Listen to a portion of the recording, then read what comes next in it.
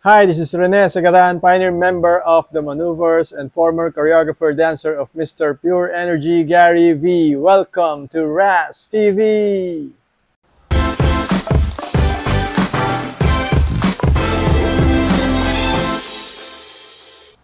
Okay guys, ready na ba kayo sa concert ng SB19?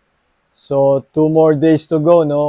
I'm sure excited na lahat ng ticket holders. So ako, hopefully, by Sunday, sana makapanood ako. Unang-una, ang pinaka-aabangan natin dito is, for me, syempre yung outfit nila. Yung get up, no? Kung ano yung mga susuotin nila, kung may change costume pa ba sila. Syempre, isang malupit na concert na naman tong i-release nila. I'm sure, iba yung outfit. So, yan yung abangan natin. So guys, ano ba ang mga pwede nating i-expect sa concert ng SB19? So in my own opinion, siguro ang opening number nila dito, yung Damn. Yun lang yung idea ko, no? Damn. Siyempre, iibay nila ng konti yung areglo doon sa simula. Pwedeng magdagdag sa gitna konti and sa last part. Okay, so yun yung sa tingin ko na pwede nilang pang opening. Tapos syempre, walang guest ang SB19. So solo ng mga 18 ang SB19. No? Tapos yung Dungka, siguro gagawin nilang parang dance challenge yan. No?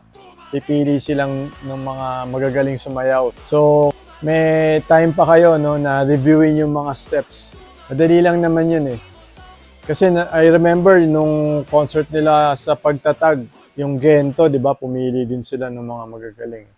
So, ano nga ba yung mga dadali natin, no, sa concert? Ano ba yung mga dapat dalhin? So, ito yung mga tips lang, no. So, number 1, pwede kayo magdala ng light stick, no. Yung power bank, no, napaka-importante niya kasi mahaba yung oras eh.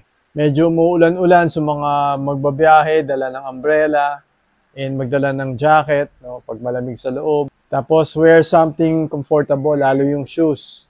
Importante yan kasi matagal kang pipila, mahaba yung pila, nakatayo ka, and pagdating sa concert, diba, yung iba, lalo na yung sa mga VIP standing, nakatayo talaga yan. Tapos, bring your IDs, no? Baka kailangan ng identification. Siyempre, yung ticket nyo, huwag nyo kakalimutan.